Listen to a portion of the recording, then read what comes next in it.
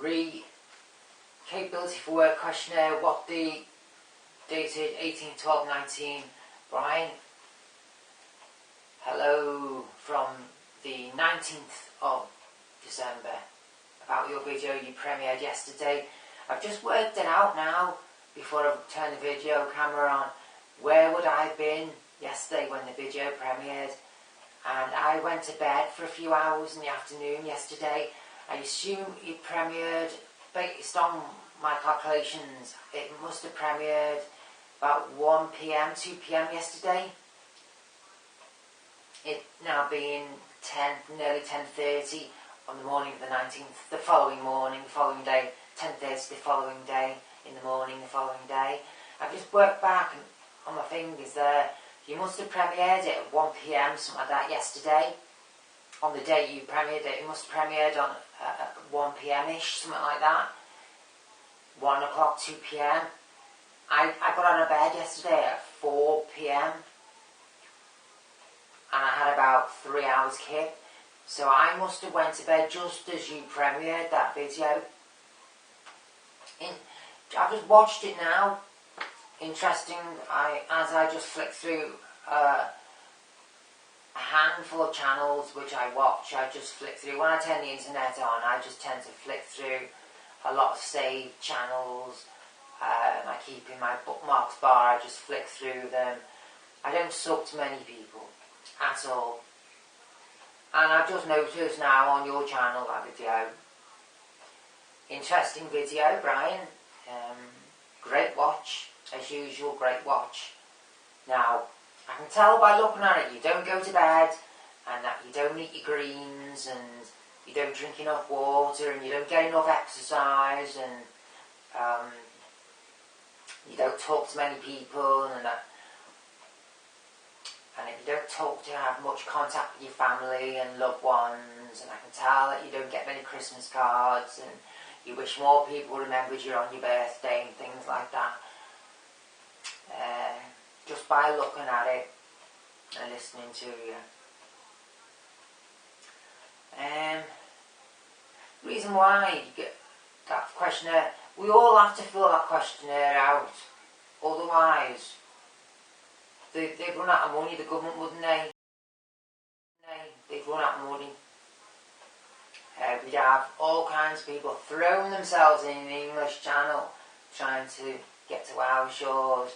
We get all kinds of people landing in our back gardens in planes, and we'd have airships landing in open fields, running toward the nearest dole office to get a form to fill in to apply.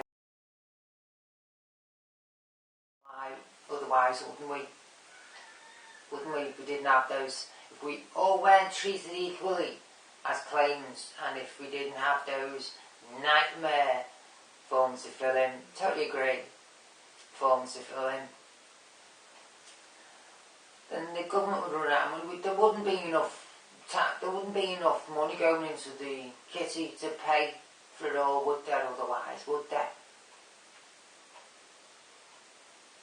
You know, the hard and dry, the black and white of it all, there wouldn't be enough money to pay for everyone, would there? To help everyone, would there? What I did with my form is, I know I'm incapable of work, I know I have mental illness, I know I have, I've accepted that, and I know I'm not capable of work, I know that, and I knew that way back when I was in school, pre-16, before I left my senior school. I knew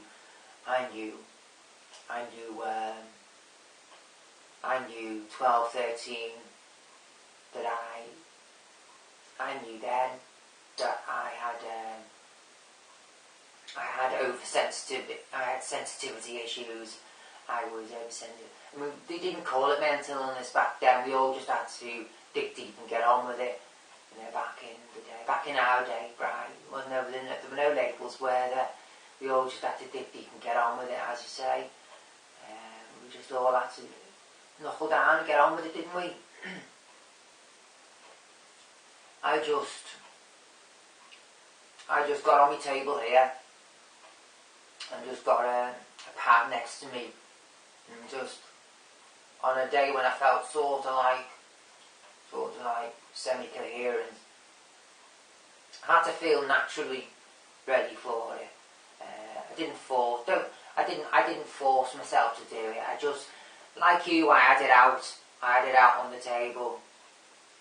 Like you, I had it out on the table, and then when I felt sort of like semi alright to do it, when I felt naturally alright to do it, sort of like, in a non-forced manner, I got a rough piece of paper sat next to it, and I just sat down with a cup of tea, sat down and just, I didn't close all my doors and put a pair of earmuffs in and wait for my neighbours to go out and shut the shutters down. I didn't do any of that. I just felt, I'd say, I had it out like you.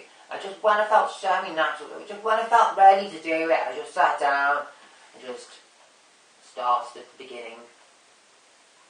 First page over, and I read every word, every single word on it from beginning to end, even the non-questions, right?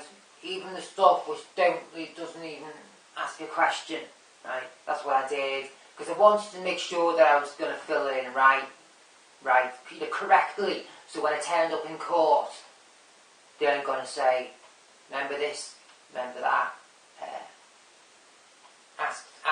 asking this question, asking that one, trying to catch me out on an unfamiliar point here, there, left, right and centre and everywhere.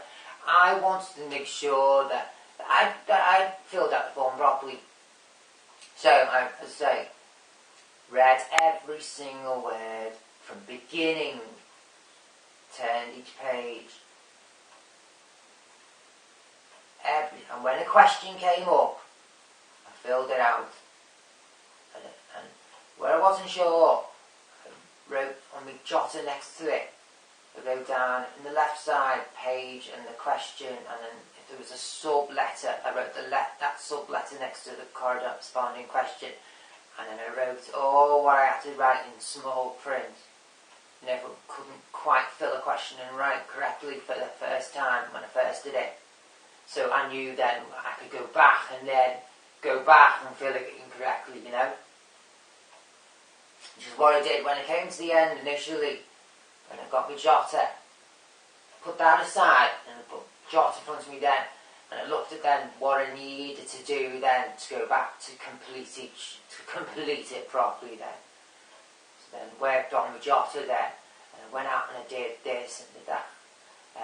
Went to a certain place to get the right documentation to mail in with it. Make sure that so I could go to so I could go to my drawers where I kept all my paperwork, so I could then go get them, and so I could run back and then fill in where I didn't quite finish the questions correctly, so that I could finish the form properly, properly. So this was to enable, so when I did it initially, there was no pressure. So I knew that I'd have my jotter to make any sort of like small writing, handwriting. So I knew that. So I could lift any pressure I would have to first initially approach the form. It would be taken away from that. So it would actually enable me to begin to fill it in initially. That's the point of me having the jotter. So it would take all that pressure away of initially approaching the form. Yeah, that's how I approached that benefit form. Yeah, added my jotter, my rough jotter, next to the questionnaire. Yeah. So as I say, when I finished the initial run through the questionnaire, I went through my jotter and I got all what I needed to get from, if I needed to go down to the one-stop shop to get a certain piece of information, or if I needed to go to my cupboard in the hall there to get a document from, say, the birth certificate or my national insurance number, or needed to pull out an old bill to get a code number off the corner, an account number off it, pull up in a reference number or something. That's what that's what going through the job. So that's what I did. That's what the job enabled me to do, to go and run around to get all those final details so I could complete the form, yeah, on second viewing of the form. So by the time I completed it for the second time, once I'd gone through my jotter for all those final details, then put the jotter aside, get the form to go through it the second time. So by the time I went through it the second time, it was done proper then. That's how I approach the form. That's how I advise you and anyone else to approach that questionnaire. That's what I did, and it worked for me. I was able to do that form in 2 runs. 2 runs. It took me about a week and a half, 2 weeks to do it, to do those 2 runs, but it's what you have to do to complete it, and you've got to do it properly, otherwise you will just it'll become a nightmare for you, an absolute nightmare. Ultimately, at the end of the day, it will become more bother to you than not doing it right. It would become more of a nightmare than the initial questionnaire in the first place. That's my advice to you. If you want to take it or leave it, it's up to you. But that's how I approached it. That's how I would recommend anyone really to approach that. That is my story in regards to that questionnaire. That's how I did it. Yeah, I did. So about a week and a half it took me to do to ensure that I did it properly first time. Yeah, I agree totally. It is an absolute nightmare.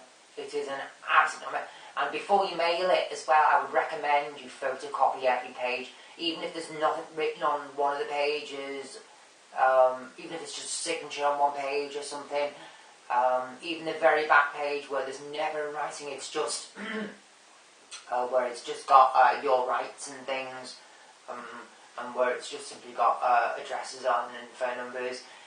At the end or even at the beginning, you get sometimes it takes a few pages to get into it, doesn't it? Where it has addresses and names and numbers of people to contact, procedural details and things like that. I would even advise for you to photocopy those pages and to pin all those pages together, staple them together, so basically you've got a whole complete copy of that questionnaire before you mail it off to them, and get a certificate of posting as well from the post office, or take it in by hand to the one-stop shop. Or they don't do photocopy anymore, the one-stop shop, they don't do it anymore. I discovered that recently. You've actually, I would recommend go to your library, local library, they'll do it as usual. But the one-stop shops used to photocopy as well, but they don't do it, they don't photocopy anymore. That's what I did. If that's any help, thought I would just add my 2 pennies in how to fill in those capability for work questionnaires. That's my story. Best to do it properly first time, otherwise it will come nightmare for you. Alright, cheers Brian, hope all's well. Merry Christmas to you.